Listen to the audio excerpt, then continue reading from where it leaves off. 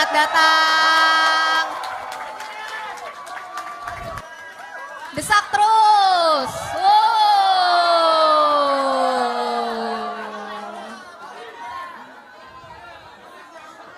Boleh Pak duduk?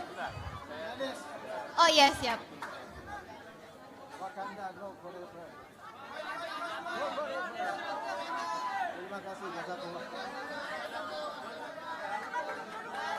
Teman-teman boleh yuk duduk yuk biar acaranya segera dimulai.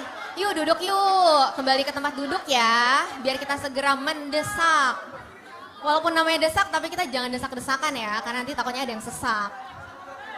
Boleh teman-teman kembali ke tempat duduk. Kembali ke tempat duduk teman-teman. Mohon untuk ini ya, kita agar jaga kondusif.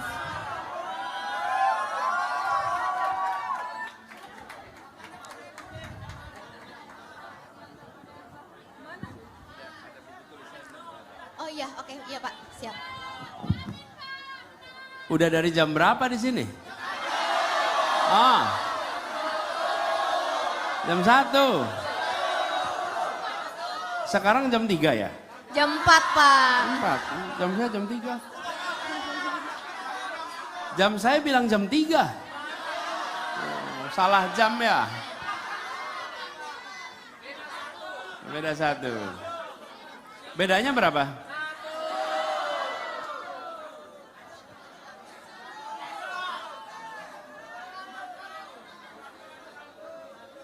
Ya.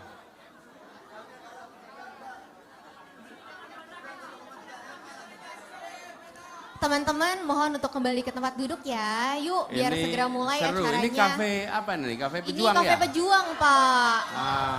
Isinya pejuang semua Pak. Isinya pejuang semua di sini. Pejuang semua. Dari jam 10. 10-nya minggu lalu apa hari ini? Hari ini. Jadi saya bersenang sekali tadi pagi sebelum mulai ya. Ya saya siap, cerita Pak. sedikit, saya tadi pagi mendarat di sini. Lalu jangan. Terus saya tiba bersama dengan Profesor Hamdan Zulfa. Wah, selamat datang Prof. Prof Hamdan Zulfa ini ingat nggak dulu apa? Ketua MK. Pamannya siapa? Waduh Pak. Bukan paman siapa-siapa ya. Nah, nih ya. Ketua MK yang lulus dengan baik. Makasih Pak Hamdan. Saya juga bersama dengan Ibu Nihayatul Wafiro. Nah ini dia Bu Nini. Ini tokoh perempuan dari Partai Kebangkitan Bangsa. Dan saya ditemani dengan istri tercinta.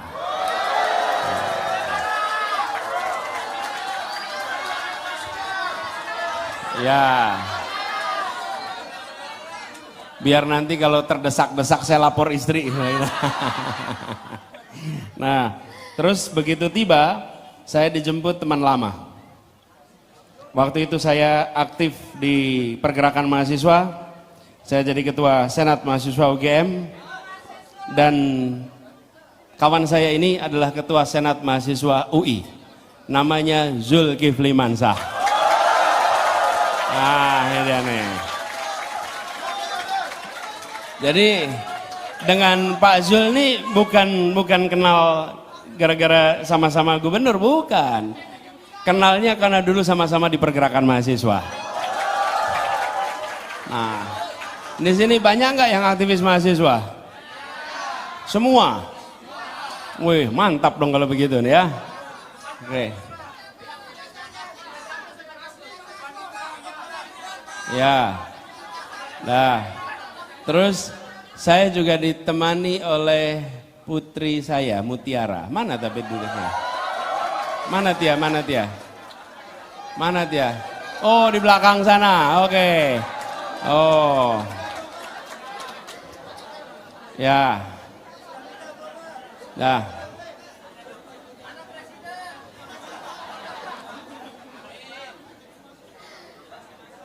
Pokoknya segala sesuatu yang baik kita amin aja dulu.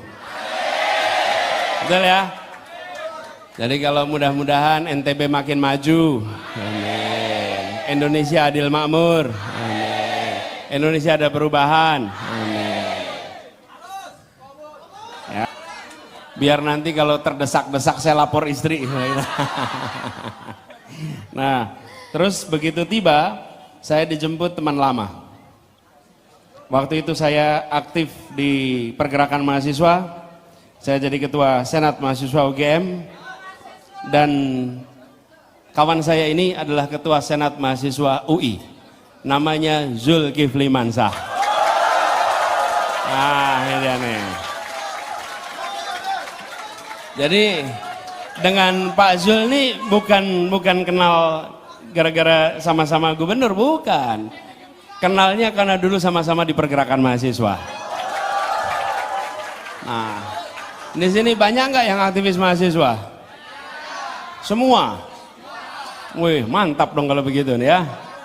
Oke. Ya. Nah, terus saya juga ditemani oleh putri saya, Mutiara. Mana tapi duduknya? Mana Tia? Mana Tia? Mana Tia? Oh, di belakang sana. Oke. Oh. Ya. Nah.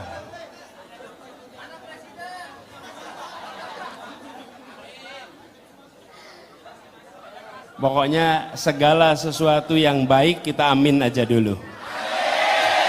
Betul ya? Jadi kalau mudah-mudahan NTB makin maju.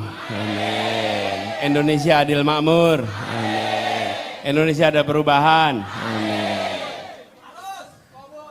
Ya. Pak Anies, Siap. ada yang nanya tadi, kenapa anaknya kok nggak dapat kursi, Pak?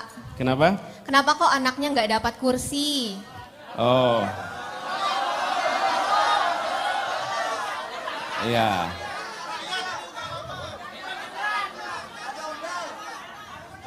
Biarkan dia dapat kesempatan yang sama dengan yang lain. Jangan sampai anak calon ditaruh di tempat yang di depan. Nah, betul tidak? Kalau baru calon aja di depan gimana nanti? Betul tidak? Nah. Oke, silakan duduk. Kita mulai? Boleh.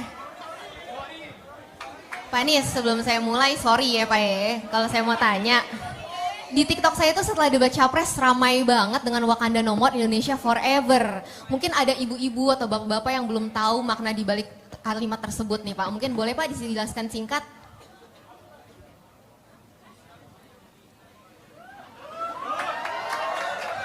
Gini, akhir-akhir ini kita menemukan fenomena yang tidak seharusnya terjadi. Apa itu? Banyak yang merasa takut untuk mengungkapkan kritik. Banyak yang merasa khawatir untuk mengungkapkan kenyataan. Bahkan ada yang melaporkan jalan rusak saja di proses hukum. Betul tidak? Di mana itu? Lampung. Dia tidak berbohong, dia mengungkapkan fakta, tapi kemudian diproses hukum. Betul tidak? Dan ketika rasa takut itu ada, mau menyebut Indonesia saja menyebutnya dengan istilah Wakanda. Karena itu kita bilang, kita berjanji ke depan tidak perlu sebut Wakanda, Wakanda Nomor, Indonesia Forever. Jadi ada kebebasan berbicara. Itu kira-kira jawabannya. Jadi buat ibu-ibu, bapak yang belum tahu, kalau anak-anak muda pasti tahu semua. Karena aliasnya tuh Wakanda atau Konoha. Betul kan? Nah, sudahlah, tidak perlu Wakanda, tidak perlu Konoha, sebut saja Indonesia. Pak, kok Bapak mau didesak nggak nervous sih Pak? Malah saya merasa terdesak. Apa karena Iya, ditemenin ibu tadi, Pak? Enggak, bukan apa-apa, karena inilah sesungguhnya. Saya tahu persis bahwa yang hadir di sini orang-orang yang mencintai Indonesia. Nah, apapun yang dikatakan karena rasa cintanya pada Indonesia. Karena itu kalau jadi calon presiden jangan pernah takut untuk berdialog dengan siapapun. Betul tidak? Karena siapapun yang ditemui pasti dia memiliki rasa cinta pada Indonesia. Hanya kalau kita punya masalah kita nggak berani ketemu dengan warga, betul nggak? Oke siap, Pak Anies sudah di panggung, artinya sudah siap dihujani 80 triliun desakan-desakan oleh warga Mataram. Boleh tepuk tangannya? Jangan, kan kita mau mendesak, desak Anies. Oke, pertanyaan pertama.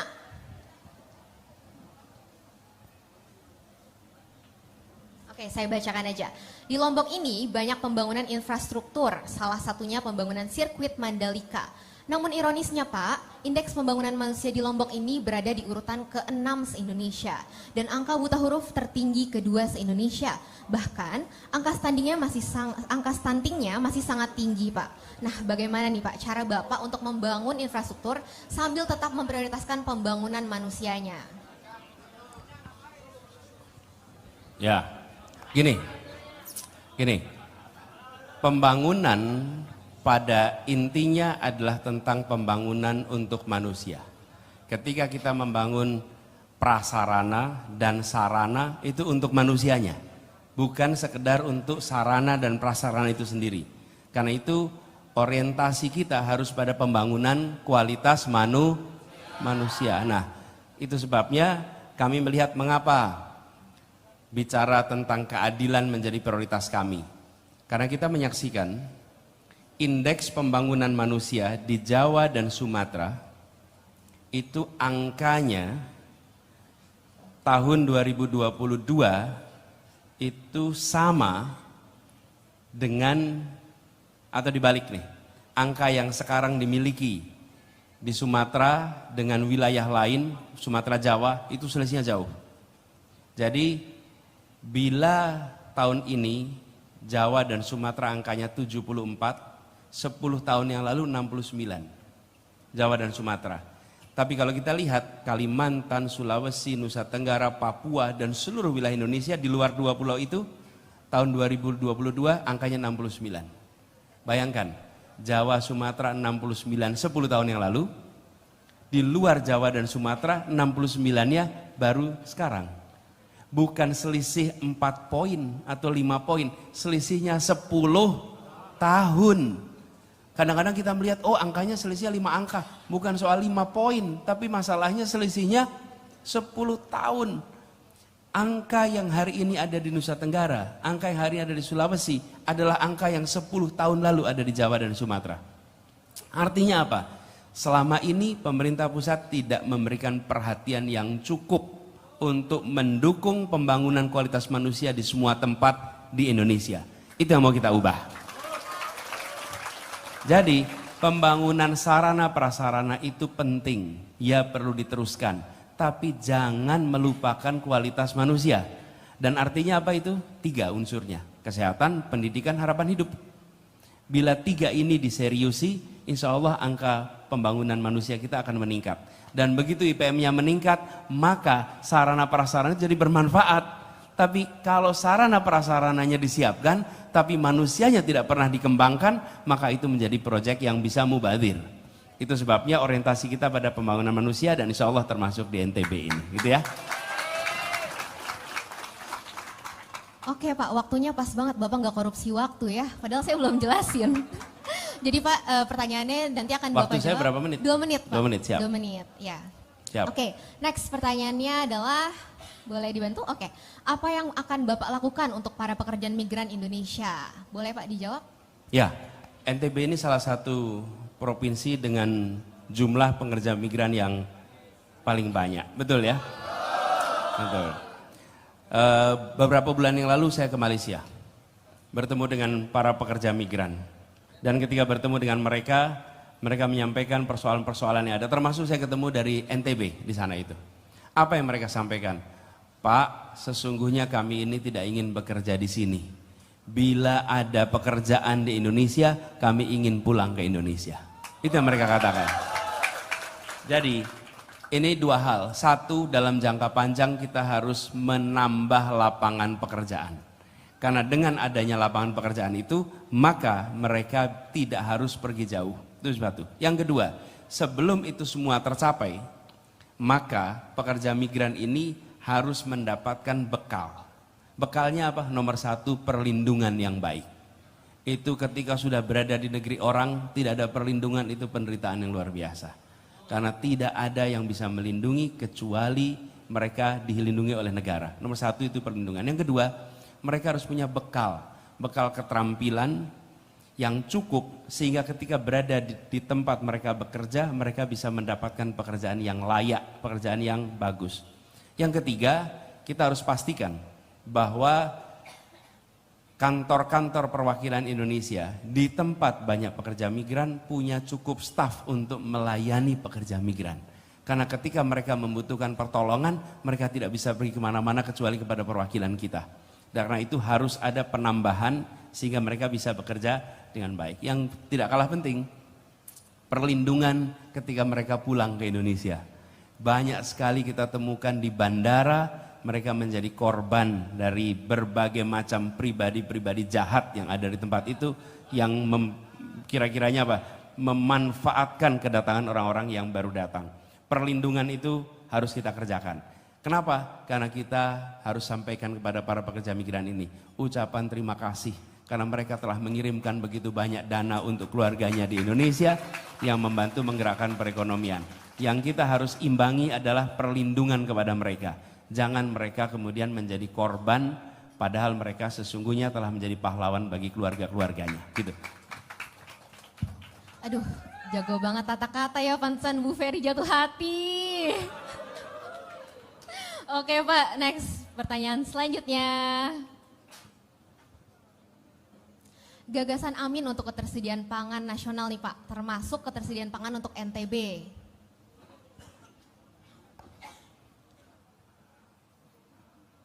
Oke, gagasan Amin untuk ketersediaan pangan nasional, termasuk, nah begini.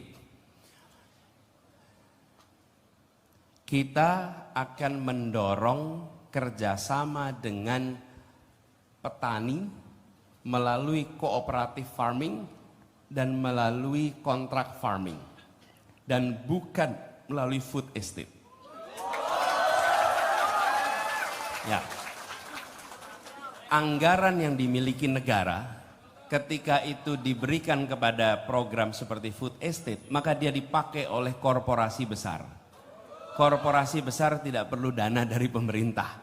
Dana dari pemerintah harusnya diberikan kepada siapa? Petani. Mengapa petani? Satu, mereka yang sudah bergenerasi menghasilkan pangan bagi kita semua. Ini kita semua pangan dari mereka. Dan mereka hidup dengan kondisi ekonomi yang sangat sulit. Begitu anggaran diberikan, programnya cooperative farming. Artinya apa? Para petani ini membentuk koperasi. Dengan membentuk koperasi mereka akan bisa bercocok tanam di area yang lebih luas. Begitu area yang lebih luas, maka pembagian hasilnya jauh lebih mudah. Yang kedua, kontrak farming. Kontrak farming itu bukan mereka dijadikan pekerja, tapi hasilnya kita kontrak untuk dibeli. Sehingga saat mereka menanam, mereka tahu bahwa hasil nanti panennya sudah ada pembelinya.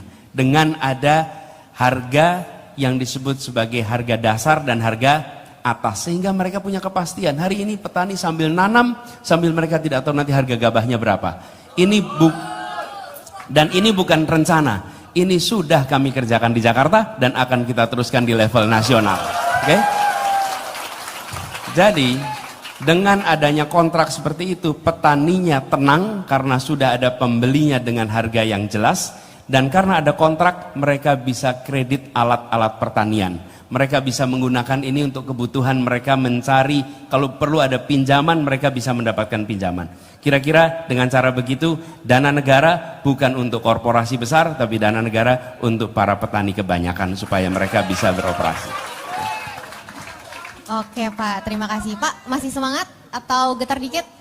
Semangat dong. Masih semangat. Semangat, semangat. Kalau lemes mau saya persilakan untuk goyang Pak, joget.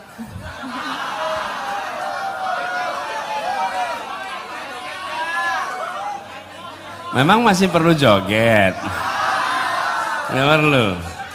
Nggak perlu. Emang kenapa Pak? Nggak perlu Pak? Iya.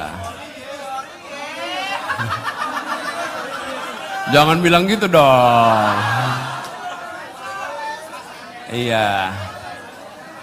Ginilah. Kalau gagasan ada, ide ada, rencana ada, maka tak perlu banyak berjoget. Ya kan? Iya. Waduh, saya di ulti nih. Oke Pak, siap. Kita masuk ke segmen 2. Jawab nih.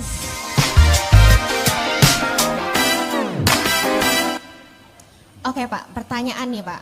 Belum lama ini Bapak menandatangani kontrak fakta integritas dengan Ijtima Ulama. Kenapa Bapak melakukan itu Pak? Bukankah itu salah satu bentuk politik identitas?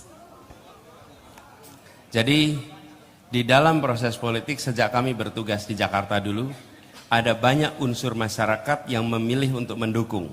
Dan ketika mereka menyampaikan dukungan, mereka meminta kepada calon untuk bersedia mengerjakan A, B, C, D, E. Jadi mereka mengatakan kami akan mendukung, tapi kami meminta Anda melakukan A, B, C, D, F, G. Jadi kami punya kontrak politik dengan warga macam-macam. Dari mulai warga Tanah Merah, kemudian warga banyak sekali, termasuk jaringan rakyat miskin kota untuk penataan kampung-kampung kumuh. Jadi ini bukan pertama kali.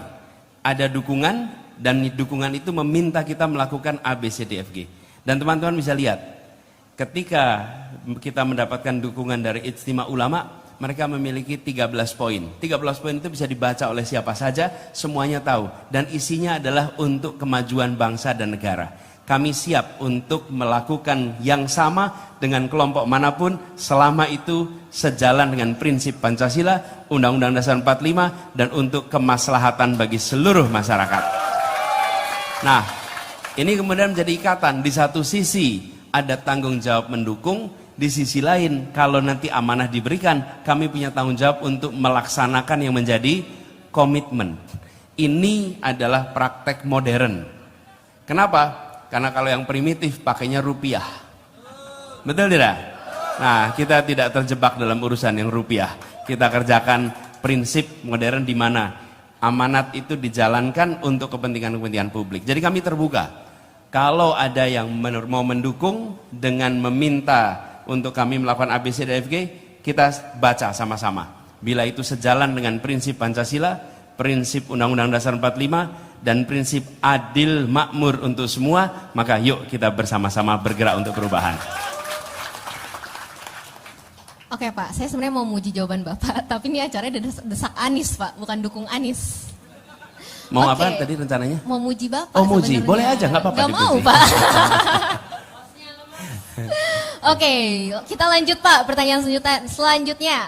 Sekarang ini Pak banyak kritik, katanya menteri-menteri sering punya konflik kepentingan atau conflict of interest.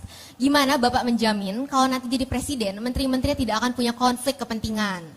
Ya, Bapak Ibu sekalian, itu harus dijaga konsisten. Jadi jangan sampai di awal tegas soal tidak ada konflik kepentingan, tapi sambil jalan pelan-pelan itu ditoleransi. Menurut saya harus ada penjagaan yang konsisten di sini. Jadi komitmennya setiap bertugas di wilayah publik, maka dia harus bekerja atas nama publik. Dan itu ditegaskan. Teman-teman sekalian, begitu seseorang disumpah memegang jabatannya, maka ucapannya, tindakannya, tanda tangannya itu atas nama negara. Bukan lagi atas nama pribadi. Karena itu dia tidak boleh lagi bekerja untuk kepentingan dirinya, kepentingan pribadi, karena dia sudah sumpah. Dan tidak ada sumpah itu mengatakan hanya bekerja jam 8 pagi sampai jam 5 sore. Tidak ada, itu 24 jam selama durasi dia bertugas. Jadi saya ingin pastikan, satu, mereka menandatangani komitmen. Yang kedua, menandatangani komitmen bila melanggar otomatis mengundurkan diri. Otomatis, tidak perlu diminta. Begitu melanggar otomatis mengundurkan diri. Jadi kita tidak usah nanti meminta mengundurkan diri, karena bagian dari komitmen itu bila komitmen dilanggar maka harus mengundurkan diri. Kenapa ini penting? Ini untuk menjaga kepercayaan rakyat kepada negara. Negara itu harus dipercaya. Kalau negara tidak dipercaya, maka rakyat akan curiga. Saya beri contoh, akhir-akhir ini kita mau pemilu. Semua bicara tentang bagaimana negara netral, bagaimana tidak ada kecurangan. Artinya apa? Alam bawah sadar kita mengatakan kami kurang percaya pada negara. Karena itu kami curiga. Dulu-dulu kan gak pernah ada. Ini tidak boleh. Negara harus mengembalikan kepercayaan Karena pilar dalam demokrasi adalah kepercayaan rakyat kepada negara. Dan itu dibuat dari mana? Dari yang paling puncak harus menjaga kepercayaan itu. Berarti kepalanya ya Pak kalau puncak Pak? Kenapa? Berarti kepalanya ya dari atas gitu ya? Ya, memang kepala itu mulainya. Baik Pak, baik. Iya, segala mulai dari kepala. Iya. Oke Pak, kita lanjut ke pertanyaan selanjutnya. Sekarang ini hutang luar negeri mencapai sekitar 8.000 triliun. Bagaimana langkah Amin untuk mengelola hutang luar negeri agar tidak terus membengkak? Ya, gini. Hutang sesungguhnya bukan menjadi masalah bila dia digunakan untuk kegiatan produktif. Karena dia kemudian memberikan manfaat bagi orang banyak. Problemnya ketika hutangnya tidak dipakai untuk aktivitas yang produktif. Yang kedua, pemanfaatannya banyak bocor. Nah itu masalah. Tapi bila tidak banyak bocor, dia bisa optimal. Nomor satu. Kemudian yang kedua, terkait dengan hutang ini. Rasio hutang kita itu ada ambang batasnya. Saat ini rasionya 37%, sekitar 8.000 triliun, 37% dari GDP kita. Kita menargetkan diturunkan itu menjadi di bawah 30%. Bagaimana caranya? Dua. Nomor satu, hutangnya dikecilin. Nomor dua, GDP-nya digedein. Oke? Karena dua cara itu akan membuat menjadi 30%. Nah, kita ingin GDP-nya dibesarkan. Sehingga rasio hutangnya turun, lalu memastikan hutang ini dipakai yang saya sampaikan tadi, kegiatan yang produktif dan diawasi dengan baik sehingga hutang itu tidak bocor, ada transparansi, ada pelaporan yang baik, bisa dipertanggungjawabkan pada publik sehingga nanti memberikan manfaat kepada semuanya. Gitu kira-kira jawabannya. Teman-teman ini kayak bukan mau mendesak ya, mau mendukung nih kayaknya. Oke Pak, kita ke pertanyaan selanjutnya. Kenapa semua aplikasi pemerintah kebanyakan nggak berguna, nggak aman, dan cuma buang-buang anggaran, Pak? Oh gitu ya? Perasaan di Jakarta ada jaki yang bermanfaat sekali. Ya. Cuman kemarin pas debat saya sebut jaki, dalam waktu hitungan berapa, nggak ada sejam, dihack. Saya bilang kalau aplikasi pemerintah itu dihack artinya aplikasi itu bagus. Betul tidak? Kalau nggak bagus didiemin aja. Toh semua orang bisa lihat, bukan? Nah, kita ingin itu ada dalam satu sistem yang terintegrasi sehingga orang tidak perlu membuka terlalu banyak aplikasi. Tapi bukan sentralisasi. Karena ada banyak urusan yang dikerjakan di pemerintah daerah. Saya, Pak Zul itu sama-sama bertugas sebagai pemerintah daerah. Banyak kewenangan yang sesungguhnya ada di pemerintah daerah. Sehingga kalau kita menyiapkan sebuah super app, maka tidak berarti sentralisasi. Hanya gerbangnya saja yang bisa satu, tapi langsung harus kerja ke tiap daerah.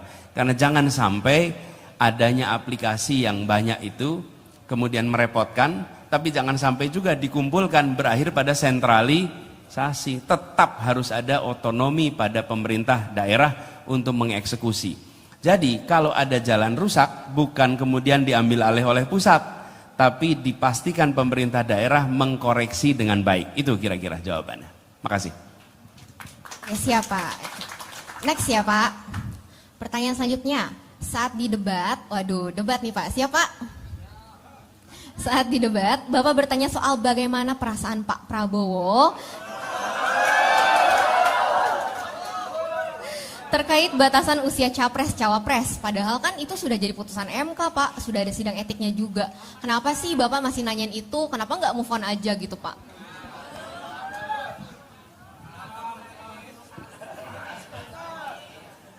Ini terdesak ini.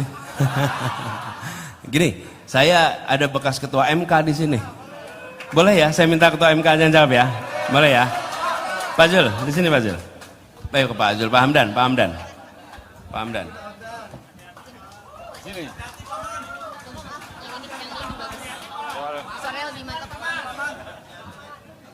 Kameranya di sebelah sana, Pak. Oh, sana ya. Enggak, ini aja.